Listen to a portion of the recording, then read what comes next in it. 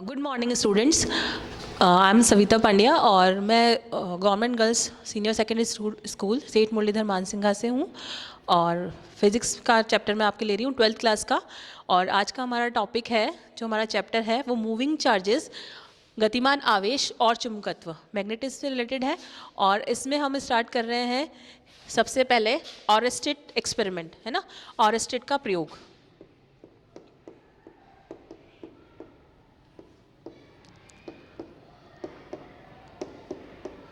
जब भी हम चार्जेस की बात करते हैं तो जो मूविंग चार्जेस होते हैं, जैसे अगर कोई चार्जेस स्टेशनरी है, एक जगह रखा हुआ है, अगर वो स्थिर है, स्टेशनरी है, तो वो प्रोड्यूस करेगा electric field.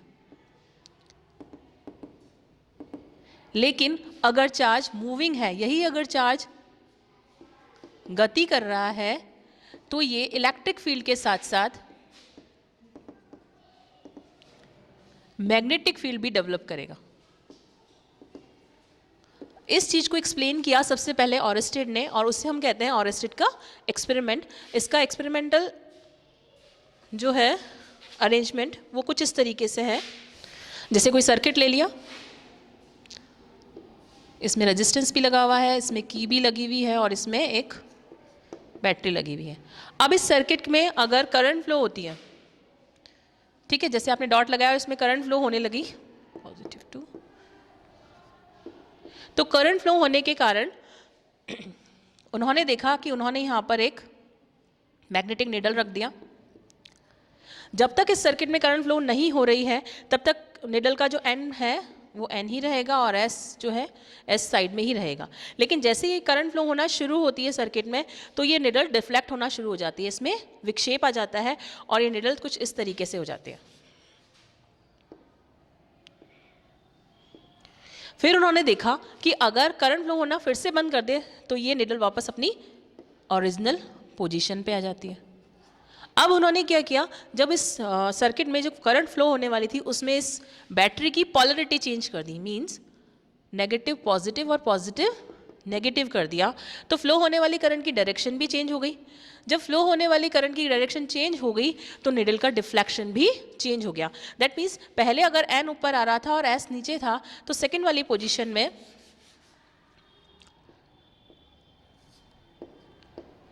S part deflect होगा। फर्स्ट वाली पोजीशन में जहां एन पार्ट डिफ्लेक्ट हो रहा था, सेकंड वाली पोजीशन में एस पार्ट डिफ्लेक्ट हुआ। इससे ही मतलब निकला, सबसे पहली चीज तो ये कि जैसे ही करंट फ्लो होती है, धारा बहना शुरू होती है, उसके कारण क्या उत्पन्न हो रहा है, चुंबकीय क्षेत्र उत्पन्न हो रहा है। और इस चुंबकीय क्षेत्र उत्पन्न होने के कारण ही हमारी जो निडल है वो डिफ्लेक्ट होना शुरू होती है। सेकंड चीज़ ये है कि जब करंट फ्लो होने वाली करंट की डायरेक्शन को चेंज किया जाता है, दैट मीन्स पहले जब क्लॉकवाइज डायरेक्शन में करंट फ्लो होती है तो वो बनता है एन पार्ट डिफ्लेक्ट होता है, और अगर एंटी क्लॉकवाइज डायरेक्शन में करंट फ्लो होती है तो एस पार्ट डिफ्लेक्ट होता है। अब हम ये जानते हैं कि हमेशा निडल किस तरफ डिफ्लेक्ट होती है, क्योंकि इनका जो एन पार्ट जो होता है, एन साइड जो होता है, वो हमेशा अट्रैक्ट होता है एस से, मतलब अपोजिट जो पोल्स होते हैं उनमें अट्रैक्शन होता है और सेम पोल में रिपल्सन होता है। तो अगर ये एन डिफ्लेक्ट हो रहा है, इसका मतलब हमारे जो सर्किट है उसमें करंट, हमारा जो सर्किट है वो क्या प्रोड्यूस कर रहा है, एस पोल प्रोड्यूस कर रहा है। सिमिलरली अगर एस पार्ट डिफ्लेक्ट हो रहा है, दैट मीन्स हमारा सर्किट एन पोल प्रोड्यूस हो रहा है। तो ऑरेस्टेड के एक्सपेरिमेंट से दो चीज़ क्लियर हो गई कि जो अगर कोई चार्ज है, अगर वो मूविंग चार्ज है, तो मूविंग चार्ज क्या प्रोड्यूस करेगा, मैग्नेटिक फील्ड प्रोड्यूस करेगा। और मूविंग चार्ज के साथ साथ ये भी पता चला कि वो एस पोल बनेगा या एन पोल बनेगा। क्लॉकवाइज डायरेक्शन में फ्लो होगा तो वो एस पोल बनेगा और एन को अट्रैक्ट करेगा, और एंटी क्लॉकवाइज डायरेक्शन में अगर करंट फ्लो हो रहा है तो वो फ्लो हो जाएगा, वो बन जाएगा एन और एस को अपनी तरफ अट्रैक्ट करेगा। इसी के साथ हम एक एक्सपेरिमेंट और कर सकते हैं कि एक करंट कैरिंग वायर को लेते हैं, एक ऐसा वायर लेते हैं जिसमें धारा बह रही है, और उस वायर को किसी एक गत्ते के टुकड़े के बीच में से गुजार दिया जाता है, इस तरीके से छेद कर दिया जाता है और उस वायर को उसमें से हमने गुजार दिया। अब आप देखेंगे कि अगर हम यहाँ पर कुछ लोहे का बुरादा अगर इस पर डालें, तो पहले तो हमने लोहे का बुरादा इस पर डाल दिया और फिर करंट फ्लो करना शुरू किया। जैसे ही हम करंट फ्लो करना शुरू करते हैं इस वायर में, तो ये लोहे का बुरादा है वो एक सर्कुलर फॉर्म में यहाँ पर अरेंज हो जाता है। इसका मतलब ये हुआ कि जब करंट फ्लो होती है तो उसके कारण से मैग्नेटिक फील्ड डेवलप होता है, और मैग्नेटिक फील्ड क्या करता है, इस लोहे को अपनी तरफ अट्रैक्ट करता है, और जो सारा जो लोहे का जो पाउडर है वो सर्कुलर फॉर्म में यहाँ पर अरेंज हो जाता है। तो ये है कि मूविंग चार्ज से क्या डेवलप हो रहा है, मैग्नेटिक फील्ड। अब जब मैग्नेटिक फील्ड डेवलप हो रहा है तो इससे रिलेटेड मैग्नेटिक फोर्स भी होगा, तो उसके बारे में पढ़ते हैं। और जो मैग्नेटिक फोर्स डेवलप होता है उसे हम नाम देते हैं लॉरेंज फोर्स। अब यहाँ पर अगर चार्ज कोई मूविंग है ना, तो वो चार्ज जैसे ई चार्ज है वो मूव कर रहा है, वो किसी ना किसी वेलोसिटी से मूव कर रहा है, और क्या प्रोड्यूस कर रहा है, मैग्नेटिक फील्ड प्रोड्यूस कर रहा है। दैट मीन्स यहाँ पर चार्ज पर एक फोर्स लग रहा है जिसके कारण वो मैग्नेटिक फील्ड प्रोड्यूस कर रहा है, तो उस फोर्स को नाम दिया है लॉरेंज फोर्स। और लॉरेंज फोर्स की जो वैल्यू होती है वो होती है E V cross B. That means E value of the charge, V is the velocity of the charge and B is the magnitude of the magnetic field। अब क्या करना होगा कि अगर हम इसकी वैल्यू अलग अलग कंडीशंस में निकालना चाहे कि अगर क्रॉस प्रोडक्ट है तो सभी जानते हैं क्रॉस प्रोडक्ट है तो V क्रॉस B की वैल्यू क्या होगी, V B साइन थीटा। तो हम अलग अलग डायरेक्शंस के लिए अलग अलग वैल्यू के लिए हम लॉरेंज फोर्स की वैल्यू कैलकुलेट कर सकते हैं। जैसे फर्स्ट अगर V और जो B है उसमें वो दोनों सेम डायरेक्शन में है, सेम डायरेक्शन में है, दैट मीन्स जो एंगल है दोनों के बीच में थीटा इज 0 डिग्री। अगर दोनों के बीच में एंगल 0 डिग्री है तो the value of the force F will be, we know that अगर थीटा 0 है तो साइन 0 डिग्री इज 0, तो F is equals to V into V B, E into V B and sine 0 is 0, that means 0। इसका मतलब ये हुआ कि अगर चार्जेस मैग्नेटिक फील्ड की डायरेक्शन में ही फ्लो कर रहे हैं तो उनमें कोई भी लॉरेंज फोर्स नहीं लगेगा, ठीक है। लेकिन अगर इसी में सेकंड कंडीशन हम करते हैं कि अगर जो एंगल है थीटा वो 90 डिग्री है, तो एंगल थीटा 90 डिग्री होगा तो V और B के जी बिटवीन में जो फोर्स है उसकी साइन 90 की वैल्यू कितनी हो जाएगी, 1। So the value of the force F will be equal to E V B sine 90 is 1, so E V B। That means इससे इंपॉर्टेंट कंक्लूजन निकल कर ये आता है कि जो फोर्स होता है उसकी मैक्सिमम वैल्यू कितनी हो जाएगी, E V B। तो यहाँ ये है कि मैग्नेटिक फील्ड डेवलप होने के लिए फोर्स कब मैक्सिमम होगा, जब V और B वेलोसिटी और मैग्नेटिक फील्ड के बीच में जो एंगल है वो 90 डिग्री हो, तो F will be the maximum. तो लॉरेंज फोर्स की जो वैल्यू होती है वो मैक्सिमम होती है। अब हम ये कह रहे हैं कि चार्ज मूविंग है तो उसमें लॉरेंज फोर्स लग रहा है, तो इसके साथ ही एक चीज़ और है कि चार्ज मूविंग है तो वो मैग्नेटिक फील्ड डेवलप कर रहा है, साथ ही साथ इलेक्ट्रिक फील्ड भी तो डेवलप कर रहा है। तो हम इस पूरे फोर्स को अगर निकालना चाहे कि मूविंग चार्ज पर जो है वो टोटल फोर्स क्या लग रहे हैं तो हम उसे भी कैलकुलेट कर सकते हैं। तो उसकी वैल्यू हो जाएगी, टोटल फोर्स हो जाएगा F अगर है electric field, F total force हो जाए तो force due to electric field plus force due to magnetic field. तो हम अगर दोनों की वैल्यू निकालना चाहे तो ये वैल्यू कितनी आएगी, इलेक्ट्रिक फील्ड की value E plus E V cross B। E is the value of charge, we can take it common and the value will be E plus V cross. तो ये वो टोटल फोर्स है जो moving charge के ऊपर लगेगा, जिसकी value कितनी हो गई, E वैल्यू हो गई इलेक्ट्रिक फील्ड के कारण और E V cross B value हो गई मैग्नेटिक फील्ड के कारण, और टोटल वैल्यू हो गई E plus V cross B। तो इसे हम कहेंगे total force on moving charge, इसकी बात हो गई, ठीक है। अब करते हैं हमारा नेक्स्ट टॉपिक, धारावाही चालक पर चुंबकीय बल, force on current carrying conductor. अगर हम टोटल फोर्स किसी कंडक्टर के लिए निकालना चाहे तो उसकी वैल्यू किस तरीके से होगी, मान लीजिए कि हमने कोई वायर लिया है, इसमें करंट फ्लो हो रही है I और करंट फ्लो होने के कारण उसमें मैग्नेटिक फील्ड प्रोड्यूस हो रहा है B। जो चार्जेस है V उनकी वेलोसिटी है और T टाइम पर वो फ्लो हो रहा है, ठीक है। तो हमने क्या कैलकुलेट किया था, हम उस पर मैग्नेटिक फोर्स निकालना चाह रहे हैं, तो value of the magnetic force F will be equal to, और जो F will be equal to E V cross B होगा। अब हमारा जो चालक है ना, वो हमने जो लिया है उसके लिए हम इसकी वैल्यूज़ निकालने की कोशिश करेंगे कि क्या होगा। तो जैसे करंट कैरिंग वायर है, इसकी लेंथ L है और इसमें I करंट फ्लो हो रही है, ठीक है। और हमने इसमें अगर हम I की वैल्यू निकालें तो I की वैल्यू क्या होती है हमेशा, dQ upon dt that implies D Q will be equal to I D T, ये वैल्यू हो जाएगी। अब अगर बात करें कि ये जो वेलोसिटी है, वेलोसिटी को अगर हम कैलकुलेट करना चाहें तो वेलोसिटी की वैल्यू क्या हो जाएगी, v will be equal to, हम जानते हैं कि velocity is length upon time, तो लेंथ अगर m ले ली और टाइम मैं इसमें ले लेती हूँ dt। अब यहाँ से अगर मैं dt की वैल्यू कैलकुलेट करना चाहूँ तो वो भी आ सकती है कि dt will be equal to D Q upon I, तो ये वैल्यू यहाँ रखेंगे तो v will be equal to I upon D Q into I, तो ये हो जाएगा डी टी की वैल्यू यहाँ पुट की तो डी क्यू इंटू आई। अब ये v की जो वैल्यू हमने कैलकुलेट की है उसे हम यहाँ भी रख सकते हैं। अच्छा, हमने यहाँ पे चार्ज की वैल्यू e लिखी है और यहाँ पर डी क्यू लिखी है, तो हम यहाँ पर भी इसकी वैल्यू डी क्यू ही रखेंगे क्योंकि हम उसमें वैल्यू कैलकुलेट करें। तो f is equals to D Q V cross B, इसमें हम इस v की वैल्यू को पुट कर देंगे तो हमारे पास वैल्यू आ जाएगी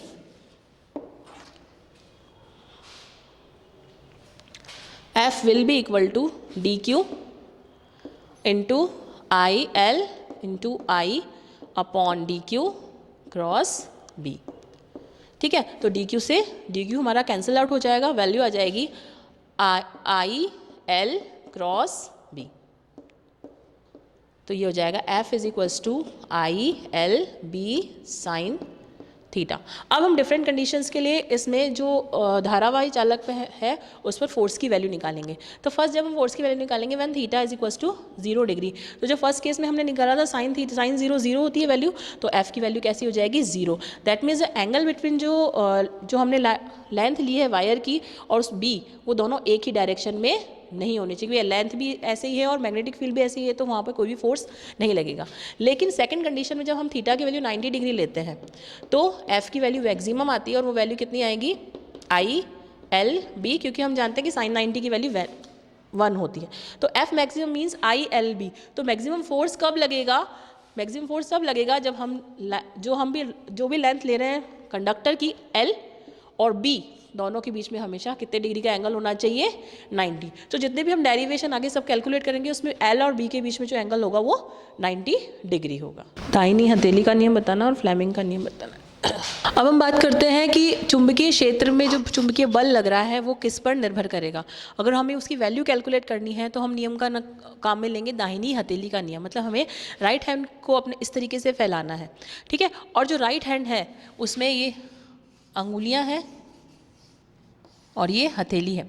तो अगर हमने पूरी तरीके से हथेली को और उंगलियों को फैलाया तो ये उंगलियां जो है वो अगर चुंबकीय क्षेत्र की दिशा में है और अंगूठा जो है वो धारा की दिशा में है, तो जो हथेली है उसके लंबवत दिशा में, जैसे ये हथेली है तो इसके लंबवत दिशा में क्या कार्य करेगा, चुंबकीय बल कार्य करेगा। तो मैग्नेटिक फोर्स कहाँ लगेगा, उस जो भी आपके हथेली है उसके लंबवत मैग्नेटिक फोर्स लगेगा। इसी के साथ साथ एक है फ्लेमिंग का बाएं हाथ का नियम। फ्लेमिंग का बाएं हाथ का नियम, देखो वो दाईं हथेली का नियम था, ये बाएं हाथ का नियम है। इसमें आपको हाथ को इस तरीके से रखना है और आपकी 3 फिंगर्स को, है ना, अंगूठे को, इन दोनों फिंगर्स को आप इस तरीके से रखेंगे तो ये अंगूठा है, ये तर्जनी है और ये मध्यमा है ना। तीनों फिंगर्स को आपने एक दूसरे कैसे रखा है, परपेंडिकुलर रखा है। इसके बीच में भी 90 डिग्री है और इसके बीच में भी 90 डिग्री का एंगल है और बाकी की उंगली आपने फोल्ड कर ली है। तो इस तरीके से जो बन रहा है उसमें आप देखिए कि जो अंगूठा जो होगा आपके हाथ का वो बताएगा F को, चुंबकीय क्षेत्र की, और ये चुंबकीय क्षेत्र की दिशा को और ये प्रवाहित होने वाली दिशा को। इसका मतलब अगर आपने हाथ को इस तरीके से रखे तो मध्यमा, है ना, मिडिल फिंगर जो है अगर करंट को शो कर रही है और उसके पास वाली फिंगर जो है वो किसको शो कर रही है, मैग्नेटिक फील्ड को, तो थंब जो है वो किसको शो करेगा, मैग्नेटिक फील्ड की डायरेक्शन को शो करेगा। अब है नेक्स्ट टॉपिक, चुंबकीय क्षेत्र में आवेशित कण की गति। अब तक हम देख रहे थे कि आवेशों के कारण चुंबकीय क्षेत्र उत्पन्न हो रहा है। अब हम देखेंगे कि चुंबकीय क्षेत्र अगर किसी आवेशित कण पर लगाया जाए तो उस पर किस प्रकार बल कार्य करेगा, है ना। तो सबसे पहली चीज़ तो ये कि हमने अभी देखा कि जब थीटा की वैल्यू 90 डिग्री होती है तो लगने वाले फोर्स की वैल्यू जो होती है वो कैसी होती है, मैक्सिमम होती है, और उसकी वैल्यू क्या लिखते हैं हम, क्यू वी बी, हम उसकी वैल्यू लिखते हैं, ठीक है। तो अगर कोई आवेशित क्षेत्र है ना, और उसमें हमने आवेशित कण है उस पर हमने चुंबकीय क्षेत्र लगा दिया, तो जैसे ये कोई कण है इस बोर्ड पर रखा हुआ और उस पर हमने चुंबकीय क्षेत्र लगा दिया, तो वो क्षेत्र क्या करेगा, इस कण को घुमाने की कोशिश करेगा। घुमाने मतलब इसको गति प्रदान करेगा, और गति ऐसे प्रदान करेगा कि जो कण है वो वृत्ताकार पथ में, मतलब सर्कुलर मोशन में गति करेगा। मतलब अब ये कण कहाँ जाएगा, एक वृत्त के रूप में जाएगा। ठीक है, तो वृत्त के रूप में वो जहाँ भी होगा तो उसका वेग इस तरीके से होगा, है ना। जब हम वृत्त के ऊपर स्पर्श रेखा खींचते हैं उसी तरीके से टेंजेंट के फॉर्म में अगर उसकी वेग है तो चुंबकीय क्षेत्र की दिशा हर बार ये इस तरीके से उसका वेग होता जाएगा, और चुंबकीय क्षेत्र जो होगा वो इस पृष्ठ के अंदर की तरफ ये सब जगह क्या लगेगा, चुंबकीय क्षेत्र कार्य करेगा। ठीक है, अब अगर ये चुंबकीय क्षेत्र इस पृष्ठ पर कार्य कर रहा है तो, और पृष्ठ पर कार्य करने के साथ साथ क्या काम कर रहा है, इस इलेक्ट्रॉन को गति प्रदान करने का काम कर रहा है। अब बल क्या लग रहा है, F = QVB। अब ये बल क्या काम कर रहा है, इसको वृत्ताकार पथ में घुमाना है, और हम हमेशा जानते हैं कि जब भी कोई कण वृत्ताकार पथ में गति करेगा तो उसे सेंट्रीपिटल फोर्स उसे कार्य करेगा, मतलब अभिकेंद्रीय बल कार्य करेगा।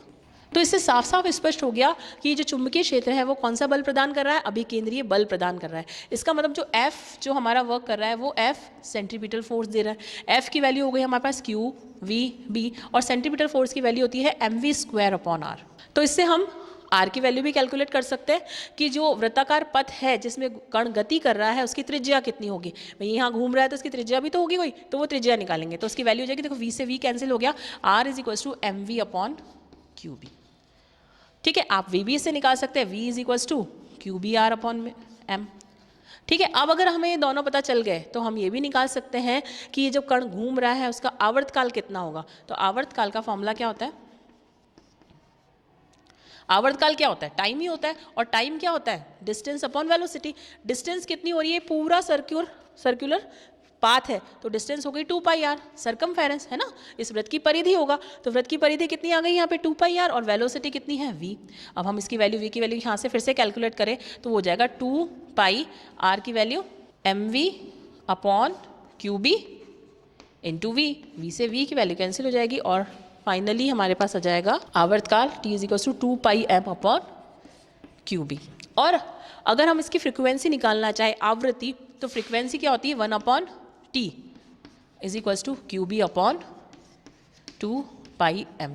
तो हमने देखा कि अगर कोई कण चुंबकीय क्षेत्र में कोई आवेशित कण गति कर रहा है तो उस पर लगने वाले बल के कारण वो एक वृत्ताकार पथ में गति करेगा, और वृत्ताकार पथ में गति करेगा तो उसकी त्रिज्या कितनी होगी, उसका आवर्तकाल कितना होगा, उसकी आवृत्ति कितनी होगी, और उसका वेग कितना होगा। अब अगर हम एक बात करें कि अगर कोई कण गति कर रहा है, कण किसी पथ पर गति कर रहा है, तो अगर हमने यहाँ क्या माना कि थीटा = 90 डिग्री, हमने फर्स्ट कंडीशन सेकंड कंडीशन दोनों देख ली।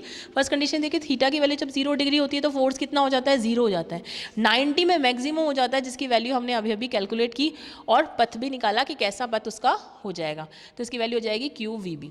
लेकिन अगर तो V और B के बीच में जो फोर्स है, मैग्नेटिक फील्ड और वेलोसिटी के बीच में, वो किसी ना किसी एंगल पर वर्क कर रहा हो, जैसे ये थीटा वेलोसिटी यहाँ है और मैग्नेटिक फील्ड इधर वर्क कर रहा है, तो अब इस स्थिति में कण की गति कैसी होगी। तो जब इस तरीके से हमारे पास जैसे V इधर वर्क कर रहा है, ठीक है, तो हम जानते हैं कि हम हमेशा वेलोसिटी के क्या कर देंगे, जो भी फोर्स होता है, जो भी फिजिकल क्वांटिटी होती है, हम उसके क्या निकालते हैं, कंपोनेंट्स। तो एक कंपोनेंट हो जाएगा V पैरेलल, जो हो जाएगा V cos थीटा, और एक कंपोनेंट हो जाएगा V perpendicular, V sin theta.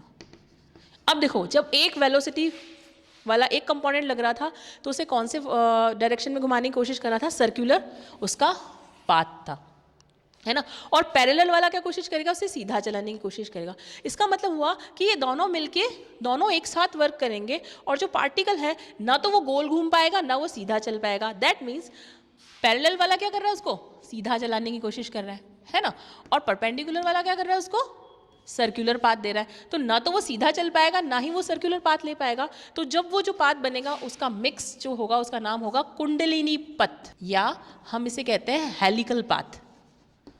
Helical path means spiral देखिए आपने जो गोल गोल घूमती है, उसी तरीके से। तो ये यहाँ आएगा, थोड़ा सा सीधा चलेगा, फिर उसको परपेंडिकुलर और कंपोनेंट गोल घुमाएगा, फिर थोड़ा सीधा चलेगा, फिर उससे गोल घुमाएगा, फिर सीधा चलेगा, फिर से गोल घुमाएगा। इस तरीके से ये पथ उसका कैसा होता जाएगा, हेलिकल पाथ होता जाएगा। ठीक है, तो इसमें लगने वाले जो दोनों फोर्सेस है तो वो V पैरेलल बराबर हो जाएगा V cos थीटा, और V परपेंडिकुलर बराबर हो जाएगा V sin थीटा। और अगर हम इसकी पिच निकालना चाहे, पिच मतलब इन दोनों के बीच में जो ये दूरी हो रही है तय, उसको निकालना चाहे तो वो किस तरीके से निकालेंगे? जैसे हम कहेंगे pitch P will be equal to, कि कर्ण सीधा भी चल रहा है और गोल भी चल रहा है, लेकिन पिच क्या होगी? ये समांतर दूरी है ना, जो हॉरिजॉन्टल क्षैतिज दूरी होगी उसे हम पिच कहेंगे। पिच मीन्स डिस्टेंस क्या होगा? Velocity into time. Velocity v cos theta and time is qb/2πm/qb। तो ये वैल्यू हो जाएगी p की 2πm v cos थीटा/qb। ओके।